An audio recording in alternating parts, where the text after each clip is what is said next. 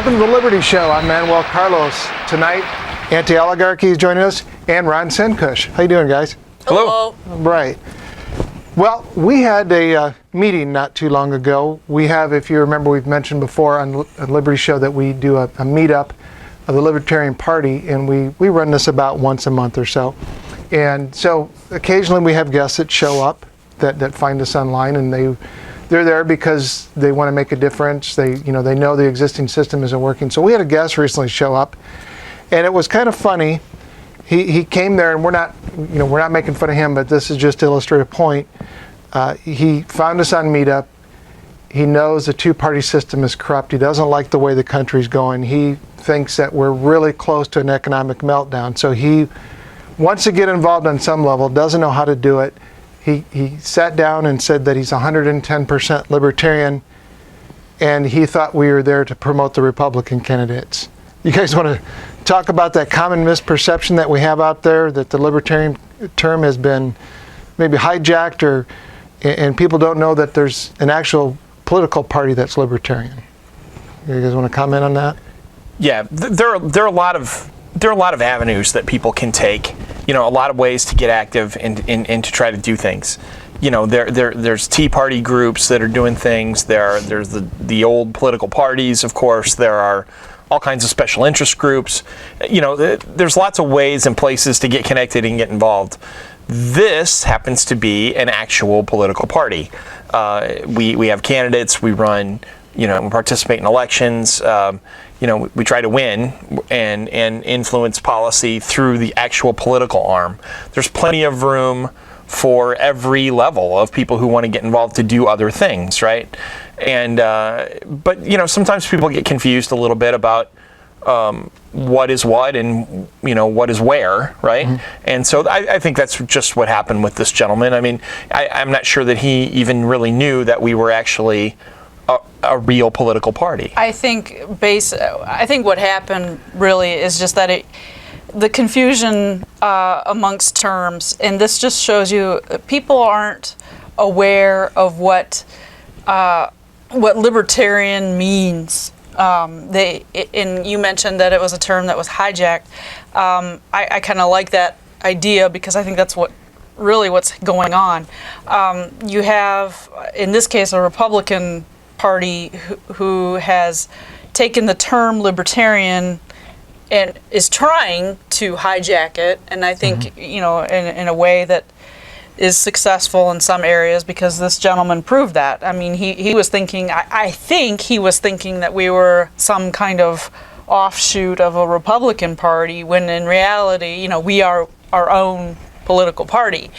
And so they take that libertarian word or meaning, and they try to attach it to their party, which I don't know if that's what you think. Well, I'd like to add also, I'm not sure that this gentleman knew it, but there is something that exists called the Republican Liberty Caucus, or the RLC, which is a group of few individuals that feel like they want to use the Republican Party as the vehicle for liberty policy, and they try to, convince their politicians to vote liberty, policy instead of what they actually vote.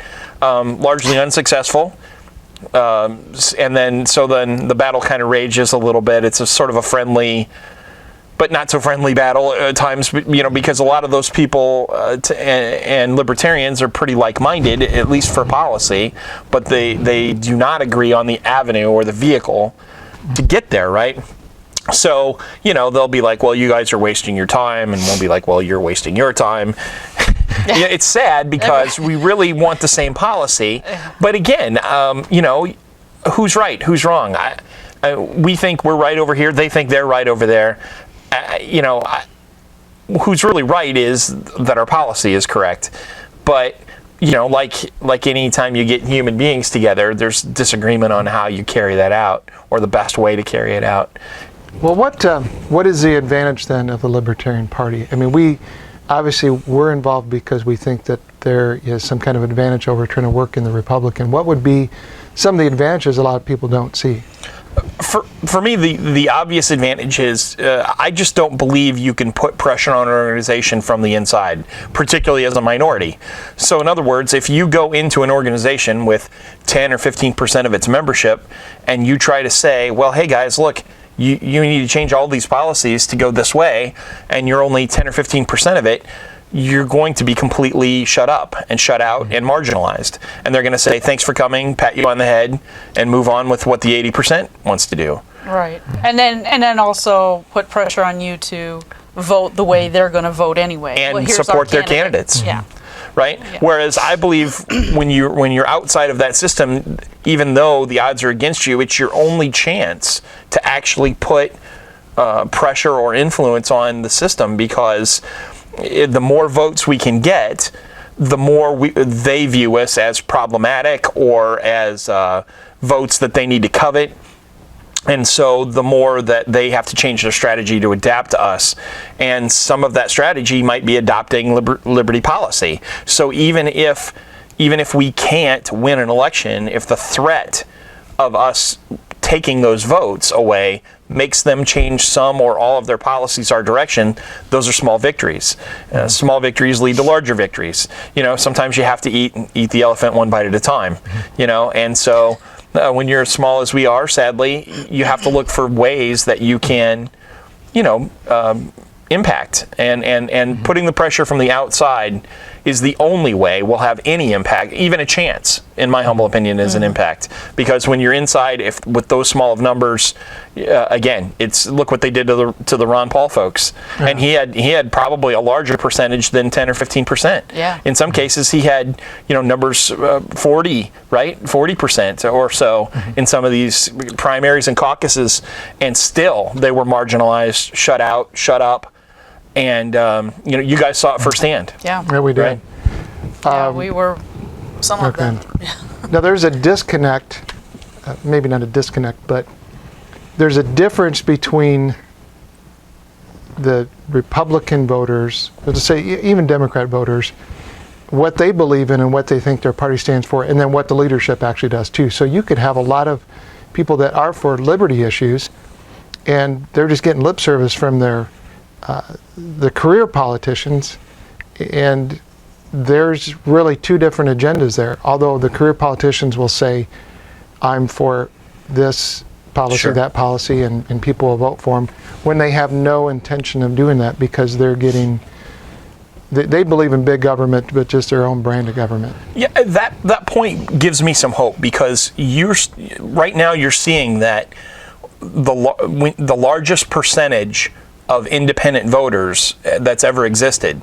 It used to be that one of the two old parties always had a majority. But right now there are actually more people that consider themselves not part of those parties than there are people in those parties. And it's a step in the right direction. It shows that people are realizing that what they're being fed is not what is happening. Right? And even if they don't agree with us politically and what we would like to see accomplished, they do see that their traditional party, the one that they would have voted for, is just simply not delivering it. And so at least that's the first step, right? At least when you can get people to at least realize that the folks you've been pulling the lever for are not even doing what you're asking them to do. Right, let alone doing the right thing. Yeah. Right, that's a step in the right direction. I see that as somewhat positive. Okay, so people are more independent, but what's the chances of an independent getting on the ballot?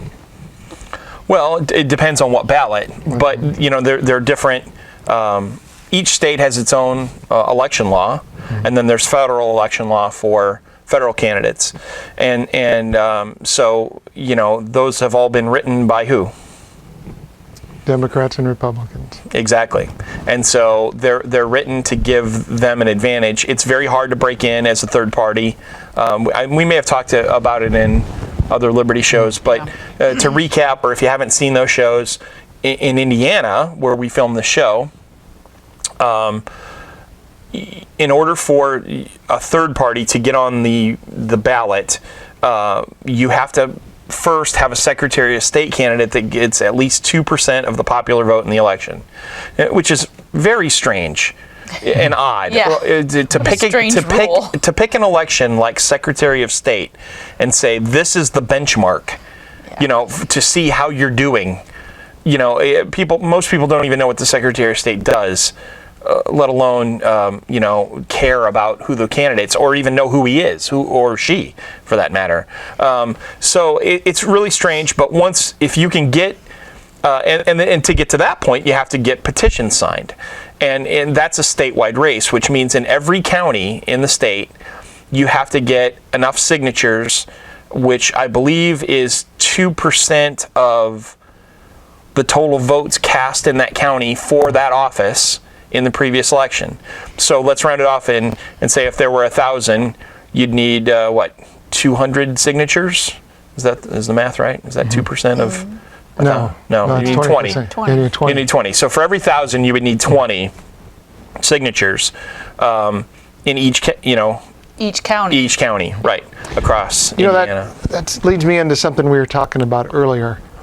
Where do you think we could have the most effect, or where we could have the most success in getting somebody then elected? Would it be the ones where we need a lot of signatures and where all the money is in campaign, or would it be easier to run somebody for lower offices? Well, I just want to recap that we've actually gone past the signature phase, and our Secretary of State candidate since 1994 has received at least 2% of the vote, and so we don't have to go get signatures for races. I misunderstood you. I thought we needed that 2%. Was just the first time. Oh, okay, gotcha. Once your Secretary of State candidate reaches 2% of the vote, for the next 4 years, that party can run candidates in any election without getting signatures. If you're not a party yet and you haven't reached that threshold, you have to do that for every single candidate who wants to run. So it's very hard, and people think, most Americans think, well, this is a free country, and I can be the president if I want to. And, if I try, and I can just go put my name on the ballot to be mayor, or I can get on the county council. Well, you can't. There is a lot of obstacles in your way. You don't just walk down there and say, here's my hat, it's in the ring, I want to be mayor. Mm-hmm. You have to get the nomination of a party, so you have to go through one of the old two parties through their primary process, or you'd have to join our party, for instance, and try to earn our vote to become our candidate. And so if you're not one of those parties and you want to run as an independent, you have to go the route where you get the signatures. I think we will wrap up some more of this after this short break. I'm really doing it, Lib. I got a studio space. I am so proud of you. And Gov is super excited to help. I thought he was against you running a business. No, now that I'm done with college, he thinks it's a great idea. Plus, he said it might help me pay back my student loans. Who are you talking to? Oh, it's just Libby. Are we having a picnic? I had to confiscate this from some eco-terrorist. He was trying to introduce foreign foods to the local fauna. He didn't have a wildlife impact form. Is this really important? Society's built on rules and regulations. When people ignore those rules, society just collapses. Then we're all just tearing each other apart like it's the Thunderdome. Although, the new Thunderdome development zone will be a huge boost to the local economy. I got an idea. I gotta make a phone call. Hey, Lib. She will not call you back.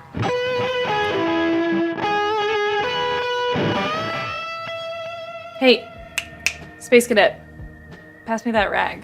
You still have these? Sure. Babies loved them. Stupid babies who can't keep food in their stupid mouths. I think you're being unfair to babies. I'm not angry at babies. I'm angry at the reminder of failure.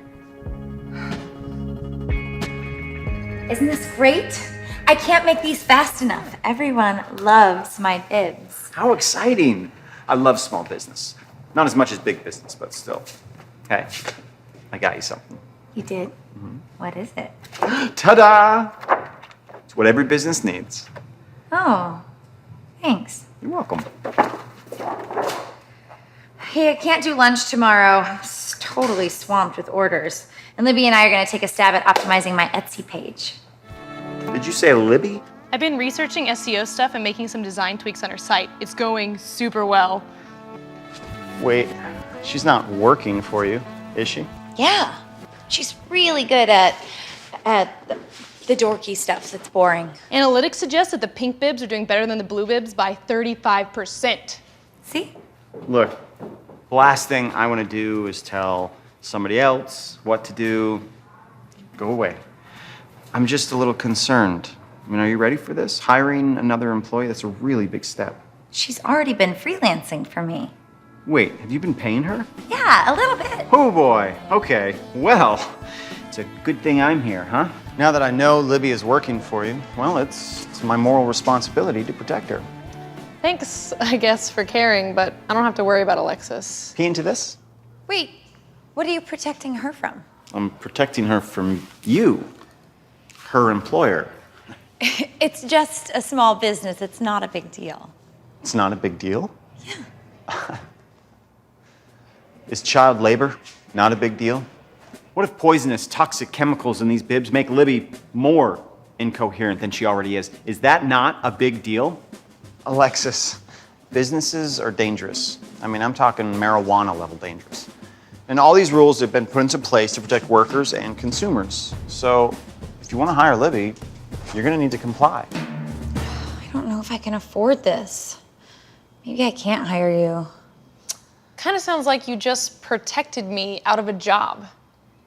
Now, they say that there's all these regulations to help workers and consumers, but all that leads to is fewer jobs. Okay, that is exactly why we have unemployment insurance, so there's nothing to worry about. All these protections are written with good intentions, and I've never heard of a road paved with good intentions that leads anywhere bad. Are these lead-free? They're 100% cotton. I'm not 100% sure of that. We'll need to get it tested. We will send you the bill. Don't pee in that one. See you for lunch tomorrow. And if I follow all the rules and everything, do you think my business can still make a profit? I don't know. Not really my area of expertise. Okay, we're back. Okay, Ryan, you wanted to, we were asking about the ballot access Yeah, and the best way to get involved, right? and the best way to get Yeah, involved. so really, I mean, the best way to get involved is locally. I mean, we of course run candidates at all levels, but the biggest chance we have to win and actually influence policy would be in a local election. And more so in elections, like a lot of elections, the local elections, one party will run a candidate only, and the other old party won't even contest that election. So sometimes you'll go down and there's only one option, on the ballot for a certain office. And, we have our best results when we challenge in those races. And, we can typically get, 20 to 30% of the votes in a race like that. Now, I ran in a race like that and got, 27.9% of the vote. And if we could, I don't want to get too sidetracked, but if we could do something about single lever voting in Indiana, where you could go in and just pull one lever, if we took that away and said, hey folks, you really have to look at each race and pick your candidate by race instead of just saying, give me all of the elephants or the donkeys, I think we could do better numbers than even that, even possibly win the elections. So I would really like to see that change in Indiana, and we can talk about that at a later time or on another show. But yeah, local elections are where it's at. Again, real briefly though, the reasons to run in the other elections are still very important because those elections, we can get the message out. When we run a congressional candidate, they've been in the debates, and we can talk about liberty policy, and that's a great recruiting tool. So we have a chance to show the public that these are the guys who make sense. And so there's a reason to run in those races, but the biggest chance to win races are certainly local. Okay. Let's talk a little bit about what Libertarian is, or what we believe in. And this is going to come from the LP.org. This is the national site. They have the world's shortest political quiz. So I'm going to just read this quiz, and then you two tell me whether you agree or disagree or maybe. First one is, government should not censor speech, press, media, or internet. Absolutely. I agree with that. They should not. Okay. Yep. Military service should be voluntary. There should be no draft. Absolutely. I agree. Okay. There should be no laws regarding sex for consenting adults. I agree. One that catches a lot of people up. They read a little bit too much into this question. The key word here is adults, Yeah. right? And laws. Yes. Well, Laws. yeah, but no. But what I'm saying is, the government, Yes. if it's adults, whether you agree with it personally or not, they have no business Right. being involved. Between consenting adults. Consent. It doesn't mean that we shouldn't have laws that say, you can't do bad things to children and various other things. That's a whole nother story. This is strictly about adults. Right. Yeah. But that doesn't mean we're promoting any kind of lifestyle whatsoever. It just means that the government should There's no promotion. There's only the absence of breaking into your bedroom with armed guards and telling you can't do that thing, whatever that thing is Right. that you want to do. Right. And I guess the only reason I said it the way that I said it is because I've sent people to the site and they're like, oh, I'm not a libertarian, because they're against a social issue. But this has nothing to do with we're promoting we're just saying the government doesn't need to be involved. Yeah. We don't really promote anything. Yeah. It sounds kind of strange and odd, other than peace and cooperation. Yeah. Honestly, we don't take sides in the debate. We're mostly the party that says the government shouldn't be doing that. Well, and I think, and I'm just going to interject something here, I think that's what causes a lot of confusion with people, is because that is something that is so, well, it shouldn't be that novel of an idea, and yet people assume that you must be attached to something, that you are promoting something, that, gone are just, what is peace? It is everything has to be polarized. Well, and the reality, if I may interrupt, is that, of course people are promoting things. We all promote things, all types of things. We just don't want to use the government as the force that makes someone comply or they go to jail if they don't. Of course we promote things, and that's only human nature and natural to do. Of course we have personal views on any number of topics, and they may not be they may be for or against. Yeah. But we're all libertarians because what we're saying is, let's not have the government make the decision for us. And this will lead into the next one. Repeal laws prohibiting adult possession and use of drugs. Adult again. Right, Adults. absolutely. Yeah. Okay. And maybe this one is a little easier to understand if you think about it, because we're not promoting that drug use, but No. all the abuses of the government power to so-called, or to fight the so-called war on drugs. Right. Then they start watching how much money you take out of the bank and the use of cash and all this stuff to take your personal liberties away. So Yeah. we're not promoting drugs. We probably could all agree that drug abuse is bad, but Yes. then when the government comes in and does that. Yeah. It just takes away. It leads to everything else. It's just not a one issue thing. All Right. of these just start to go into other areas of your life. There should be no national ID card. Yeah, and this, by the way, interestingly enough, I don't want to get too deep into it, but this is a question that's probably going away from the quiz. They're designing this quiz, and that question is the most likely one, is voted by most people to go away, causes too much confusion. And the reason it causes a lot of confusion is people don't understand what that means or why it's there. And the reason it's there is about 10 to 15 years ago, more like 10 years ago, right after 9/11, there was this talk of needing a national ID card to prove that you're an American citizen, so that you're not a terrorist or whatever.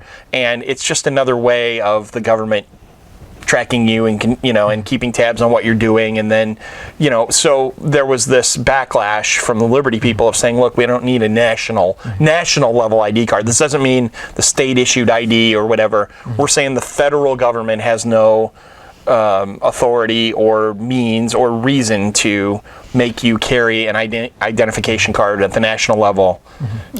That's anyway, that has gone away. We basically won that. You see, that didn't happen, and now people, when you bring up that question, they're like, what are you talking about? Yeah, they don't even know. And so that we kind of won that topic, and it needs to now basically kind of take a smaller Now they'll use role. your smartphone, and then they're going to push for the cashless society, and they'll track you that way. Okay. Exactly. In corporate welfare, no government handout to business. Absolutely. Okay. End government barriers to international free trade. Yes. Let people control their retirement. Privatize Social Security. This is where I have the maybe. Yeah. Go ahead. Explain. Well, that doesn't say anything about not taxing you anymore. It's just where that money ends up going. Yeah. So Yeah. it's like, okay, Yeah. that's still going to be the tax. They're just going to put it in the stock market. So I don't know about Yeah. that. Yeah, I think that. Well, again, now, so you're reading into the question because I'm now reading you're into assuming it. what the policy I'm assuming would that be, right? when they say privatize Social Security, how about eliminate Social Security? Yeah, I think probably the reason they didn't choose eliminate is probably because there are liabilities now that have to be addressed. I mean, you could say the libertarian position is to completely eliminate Social Security, and I think that would be factual, right? But I don't think you could practically do that one chop cold turkey. No. Social Security ends tomorrow at midnight. It's over. You have people that paid into that system their Phase entire out. life, right? Right. So there needs to be, some avenue phase out, some level of optional. I want in, I want out. As long as you're giving individuals the choice to say, I want to be part of the system, then that's one thing.